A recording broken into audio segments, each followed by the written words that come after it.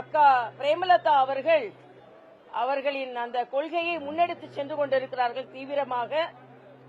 ஆக அவர் என்ன நினைத்தாரோ, தமிழகத்தில் ஒரு தூய்மையான அரசியல் வர வேண்டும் என்று அவர் நினைத்தார். அவரது நினைவு நனவாக்கப்பட வேண்டும் என்பது எங்களை போன்றவர்களின் கனவு. அவரது ஆன்மா சாந்தியடைய பிரார்த்திப்பது மட்டுமல்லாமல் ஒவ்வொரு முறையும் அவர் சிகிச்சைக்கு போகும்பொழுது அவர் மீண்டு வந்து விடுவார் என்று நான் பிரார்த்தித்திருக்கிறேன். ஒரு நல்ல அரசியல்வாதியை நாம் இழந்திருக்கிறோம்.